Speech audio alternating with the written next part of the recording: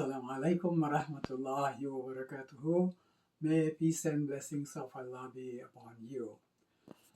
We are going to talk about the three R's.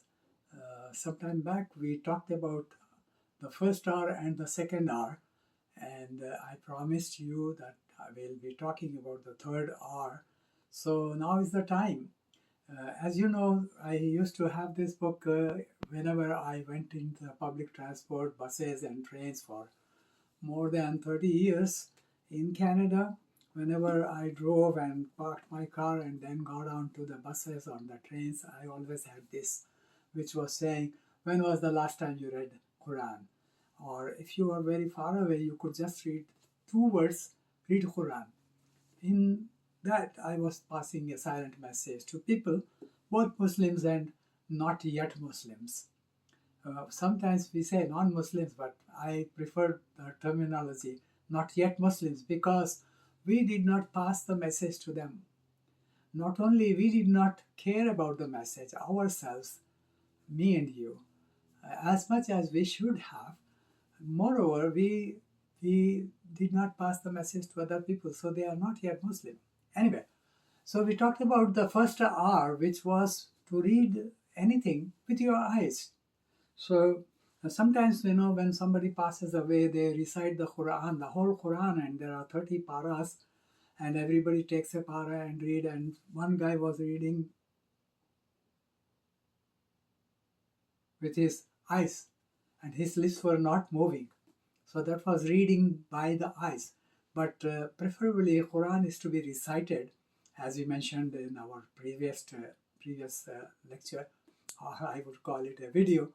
Last video we mentioned that it is better to recite the Quran with a little voice or a loud voice, whatever, whichever you prefer, because the Quran is a message in the dominion of sound.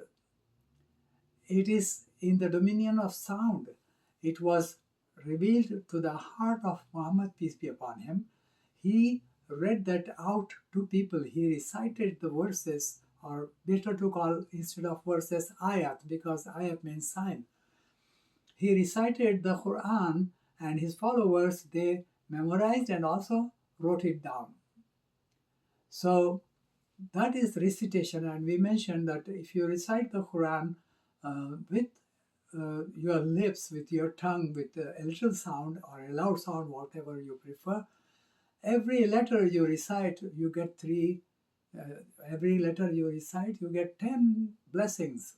And we mentioned that if you recite Bismillahir Rahmanir Rahim, it is 19 letters, huruf.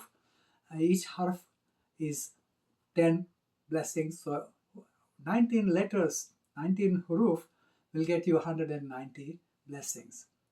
Then we mentioned that the third R is more important, and today we are going to talk about the significance of the third R. I call it reflection.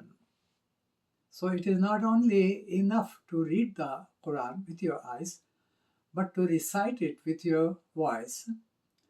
But the third R, which is reflection, is the most important, because we can not get the message and guidance from the Quran, because Quran was revealed for the guidance of humanity. We can't get the guidance without understanding what has been said. So if we recite in Arabic but don't know what it means, we must recite, or we must study the translation also.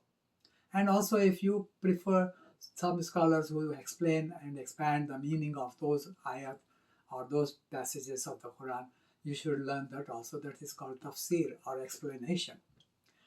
Now, more than that, it is not enough for me and you to just read the translation and go forward, instead of pondering over the meaning of the translation and pondering on the subject matter and thinking what is in it for us, what action we have to take. That is what I am calling reflection.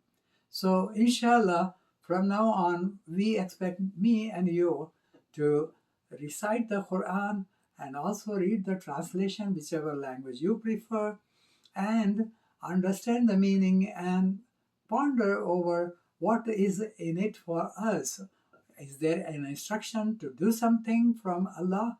Or is it an instruction from Allah? He is commanding us not to do something, or so on. So unless we reflect on that, we are not going to be guided. So inshallah, for the next one, may peace be upon you, we'll come back with another video which will be just a reminder. Maybe these things you are already doing, but we don't know. We should remind our elders, our peers, our children, our nieces and nephews, even our grandchildren if you have some. Okay? So inshallah, till next time, Allah Hafiz. Assalamu alaikum wa rahmatullahi wa barakatuh.